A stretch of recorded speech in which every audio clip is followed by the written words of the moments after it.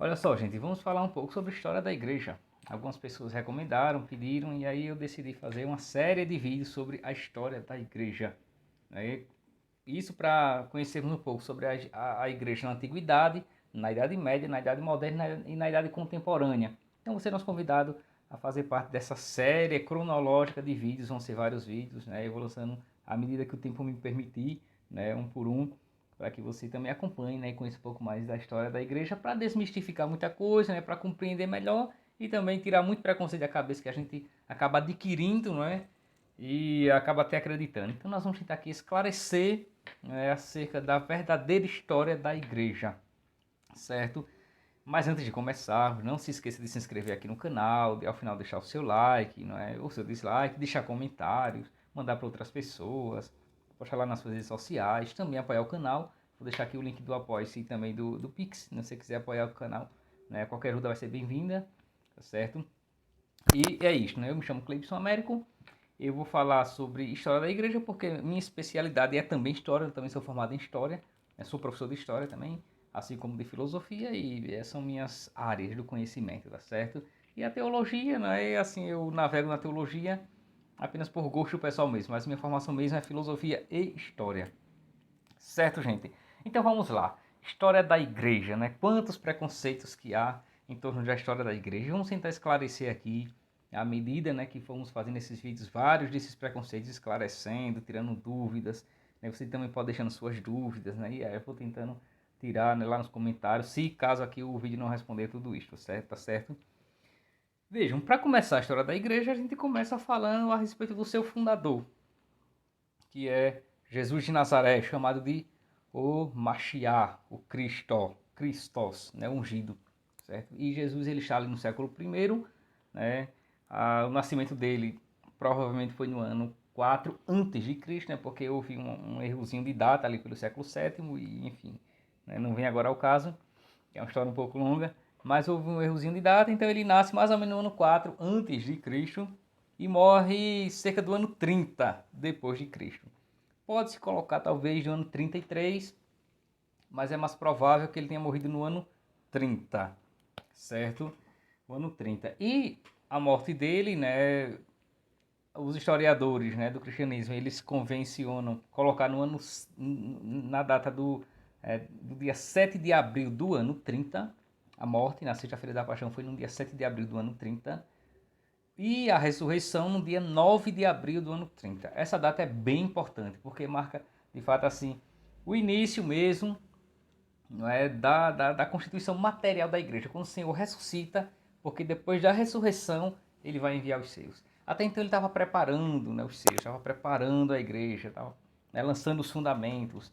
E claro, se a gente for fazer uma reminiscência bíblica, a gente vai voltar lá para o Antigo Testamento para ver as prefigurações da igreja. Mas de modo material mesmo, tudo começa ali depois da ressurreição, tá certo? Então, no dia 9 do 4 do ano 30, certo, gente? Essa data aqui é a data da Páscoa de Cristo, dia 9 de abril.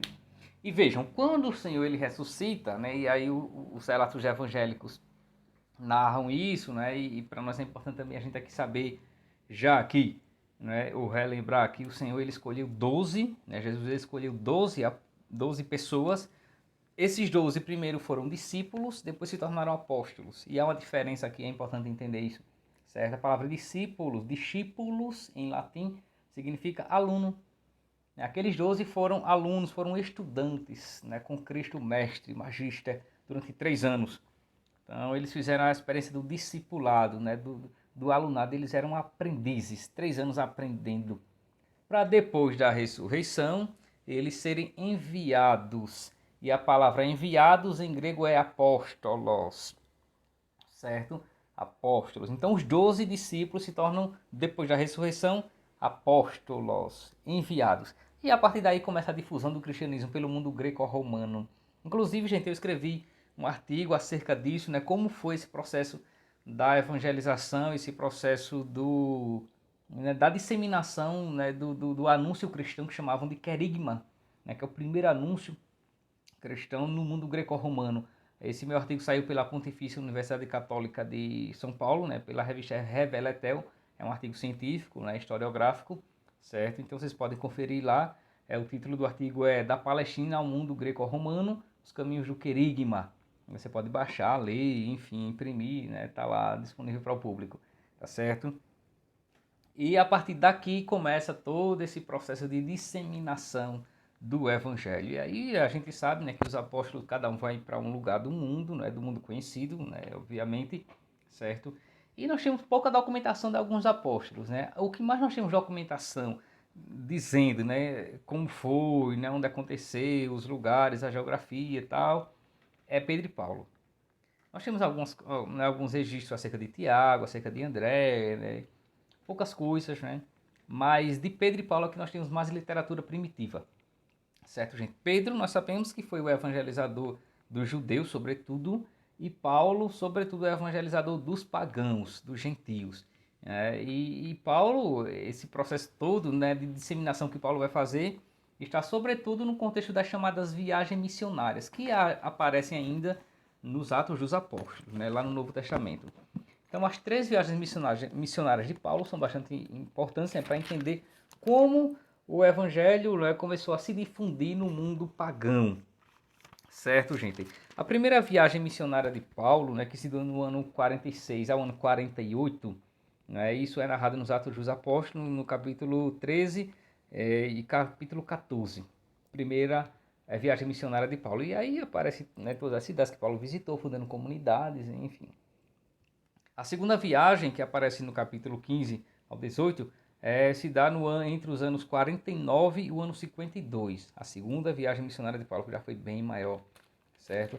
E a terceira viagem missionária se dá no ano 53 ao ano 57, certo? Isso está a partir do capítulo 18, ali dos Atos dos Apóstolos. Tudo isso é importante para entender, né, como foi essa difusão primitiva do evangelho no mundo romano, no mundo pagão. Inclusive eu tenho um vídeo no canal, aí no Apologia Veritatis, acerca de Paulo, vida e obras. Bem importante, né, para quem quiser entender como foi tudo isso e a literatura paulina, certo? Paulo, vocês sabem que ele era chamado, né, antes da conversão de Saulo, né, Saulo da cidade de Tarso, e depois da conversão ficou sendo chamado de Paulo, que significa o pequeno, que foi, né, a segunda grande coluna da igreja e o evangelizador dos pagãos, aquele que levou o evangelho para o mundo pagão, o mundo greco-romano, certo? Bom, então, gente, nós estamos aqui situados no século I, né? Nós estamos no século I, que é o século apostólico, certo? Vejam, século I. Esse século I é a data mais importante, né? Já mencionei que é esta mesmo, certo? A ressurreição de Cristo, mas alguns outros acontecimentos são importantes para a gente entender o século I. Vejam, no ano 64, gente, certo? No ano 64 é uma data importante porque vai marcar o início da perseguição romana. O cristianismo ele surge em meio a grandes perseguições, tanto do mundo judaico quanto do mundo romano. E essas são as duas grandes frentes que vão tentar impedir a ascensão e o crescimento do cristianismo, sobretudo no século I, certo? O judaísmo e o Império Romano. Certo? Então, no ano 64 nós vamos ter o chamado incêndio de Roma. Esse ano 64 é a época do Imperador Nero, certo? O Imperador Nero ele vai incendiar a cidade de Roma e vai colocar a culpa nos cristãos, que era um grupo, né, que estava surgindo, e ele coloca a culpa nos cristãos. A partir daqui começa a história da perseguição romana aos cristãos, certo? Depois de Nero vai ter uma pausazinha e vai retomar a partir do ano 94, 96 com Domiciano, e aí a perseguição foi ferrenha até o ano 313. Então a perseguição romana, né, a gente costuma datar do ano 64 até o ano 313, certo? Com o imperador Constantino. Certo, gente? Constantino. Ano 313. Esse ano 313 é bem importante, né? Porque foi aqui que Constantino decretou o chamado Édito de Milão. Esse Édito de Milão foi um decreto imperial pondo fim à perseguição aos cristãos e dando liberdade de culto. Não foi ainda esse decreto que tornou o cristianismo a religião oficial. A gente vai ver nos vídeos seguintes que ele só vai ser tornado religião oficial a partir do decreto do imperador Teodósio. Aí sim, ele é adotado como religião do império. Mas aqui em Constantino, não. É apenas o fim da perseguição, certo? E também já para desmontar aqui um erro, né, crônico, daqueles que dizem que foi Constantino quem fundou a igreja, isso é um absurdo histórico, assim, historiográfico fora do comum, né? Isso aí, né, a pessoa que diz isso, você não pode nem continuar a conversa com a pessoa, a menos que ela queira se esclarecer, né? Porque é um erro bárbaro dizer que quem fundou a igreja foi Constantino. Não, é o contrário, Constantino só deu liberdade. A igreja já havia 300 anos. Então, absurdo total. Certo, gente? Bom, então isso aqui é a perseguição romana, do ano 64 até o ano 313. E ao lado disso nós vamos também ter a perseguição judaica, né? Que a perseguição judaica vai ser sobretudo ali no século I, né? Depois disso vai diminuir bastante, até porque no ano 70, que é uma outra data importante, certo? Vai ser a data da destruição do Templo de Jerusalém. E quando o Templo de Jerusalém é destruído pelos romanos, General Tito, o judaísmo vai se tornar disperso, né? A chamada diáspora judaica. Já não vai haver mais a capital de Jerusalém, a capital judaica na Palestina. Né? Vai ser dispersos, vão ser dispersados, né? Expulsos de Jerusalém. E tudo isso no ano 70, que essa data também vai marcar a distinção, o começo da distinção entre cristianismo e judaísmo. Porque até então as coisas coabitavam. Né? Os cristãos frequentavam o templo, frequentavam as sinagogas, né? Embora já tivesse a prática desde o ano 30, né? Deste domingo, dia 9 de abril do ano 30, já houvesse a prática da Eucaristia Dominical nas casas. Mas ainda frequentavam o templo. A partir da destruição do templo, aí começa a ficar bem distinto. Cristãos para um lado e judeus para o outro lado. Certo, gente? Então, é uma data importante, né, assim, apesar da tragédia, né, da destruição do templo, mas é uma data importante para a distinção do cristianismo primitivo, certo? Bom, anos 70. Nessa época aqui, entre o ano 50 ao ano 90, é onde nós vamos ter a literatura do Novo Testamento, certo, gente? Então aqui é Jerusalém, a destruição, né? Como já falei para vocês. E entre o ano 51 até o ano 95, ou mesmo o ano 100, é onde nós vamos ter a literatura do Novo Testamento. Certo, gente? Todo o Novo Testamento foi escrito nessa época aqui, a começar pelos escritos paulinos. Nesse vídeo que eu falo de Paulo, eu trato acerca disso, né? Lá no canal Apologia Veritatis, como também em outro vídeo que é como foram organizados os livros da Bíblia. Eu também trato um pouco sobre essa história, certo? Depois vocês podem conferir lá, né? E, enfim. Então veja, do ano 51, a começar pelos escritos paulinos, a carta aos Tessalonicenses, carta aos Efésios, carta aos Coríntios, aos Gálatas, depois Romanos, né, e as cartas pastorais, enfim, né? E depois os evangelhos, a partir do ano 64, nós vamos ter o primeiro evangelho escrito, que é o Evangelho segundo Marcos. Depois ali do ano 70, entre 70 e 80, nós vamos ter o Evangelho segundo Lucas e o Evangelho segundo Mateus.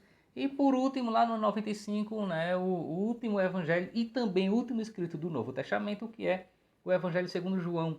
Certo? E João vai morrer mais ou menos por essa época, entre 95 e 100. É a data do último escrito, né, que é o Evangelho e o Apocalipse. Certo? Eles são basicamente ali da mesma época, certo, gente? E tudo é terminado com o Apocalipse, né? A literatura joanina, para falar a verdade, né? O Evangelho e o Apocalipse, certo? Por essa data aqui. Pronto, aqui termina-se a literatura canônica, ou seja, a literatura oficial, a literatura do cânon, né, da lista oficial dos livros do Novo Testamento. Claro que, né, contemporâneo a tudo isso, houve a literatura apócrifa, né, em que vários livros, de pessoas das comunidades cristãs primitivas mesmo, né, escreviam ao mesmo tempo que os evangelhos canônicos, né, os livros canônicos, e era até difícil distinguir o que era canônico e o que não era no século I, nem havia praticamente essa distinção, né. No vídeo que eu trato sobre o cânon bíblico, né, sobre como foram organizados os livros da Bíblia, lá eu vou explicar que isso só vai acontecer no século IV. Lá no século IV, nos concílios do século IV, é que vai haver de fato, né, é, uma, uma definição oficial dos livros, não só do Novo Testamento, mas também do Antigo e de toda a Bíblia, né? Uma lista oficial do cânon bíblico, só no século IV. Depois vocês confiram lá esse vídeo, certo?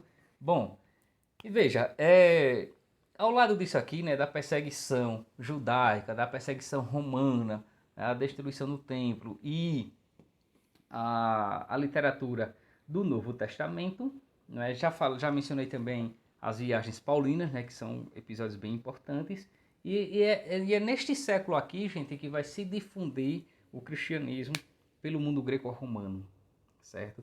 Nessa época, o mundo greco-romano, que era chamado de o século de Augusto, né, vivia uma grande paz, né? O Império Romano tinha estabelecido uma grande paz em seus domínios, né? E o domínio romano, a gente sabe, né, que vai ali da Europa, o norte africano, a Ásia Menor, né, até chegar lá perto da Índia. Foi um grande e glorioso império da antiguidade, foi o Império Romano, certo? E o Império Romano ele tinha dominado assim de tal forma, né, os povos, que tinha estabelecido uma pax romana, né, uma paz romana tão grande que qualquer ato que tentasse, né, atentasse contra a paz romana era violentamente reprimido. Por isso que, né, o cristianismo sofreu muita perseguição, porque os cristãos eles eram tidos como subversores, já que Cristo também era um subversor e ele era acusado, inclusive, de tentar contra o imperador, de tentar tomar o posto do imperador, de tentar se fazer rei. Isso foi uma das acusações contra Cristo lá diante de Pilatos. Ele quer se fazer rei e as autoridades judaicas diziam: nós só temos um rei que é César. Isso pesou no processo de Cristo, certo? Mas uma coisa é certa, né?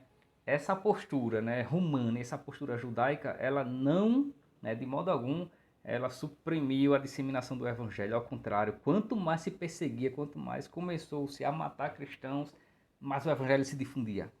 Lá na frente, né, o Tertuliano, que é um escritor eclesiástico, vai dizer que a semente dos cristãos, ou a semente dos mártires, né, que eles foram martirizados, é semente de novos cristãos. Então o sangue, né, essa é a frase do Tertuliano, o sangue dos mártires é semente de novos cristãos.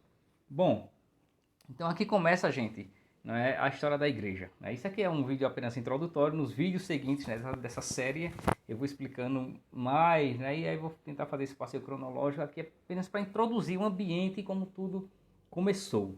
Tá certo? Depois a gente vai ver mais a igreja na história. Né? Aqui é a igreja em sua fundação, em seu início, e depois nós vamos ver mais a igreja na história.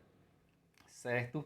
Então você é convidado, né, a participar conosco, né, a seguir, a curtir esse vídeo, a partilhar com outras pessoas, né, e a acompanhar. Na medida do possível, vou estar aqui fazendo, né, vou demorar um pouco de um para outro, né, porque eu estou bastante aqui atarefado, né, com as coisas aqui do estudo, né, do doutorado, então o meu tempo está bem escasso, mas na medida do possível eu vou estar aqui colocando para ajudar, né, a quem interessar essa temática de história da igreja, tá certo? Bom, então, em resumo, né, nesse primeiro, né, como introdução, é isto, tá certo? Não se esqueça de se inscrever, de deixar o seu like, de partilhar com outras pessoas e de também apoiar aqui o canal, tá certo? Então, desde já, né, um abraço para vocês todos e até o próximo.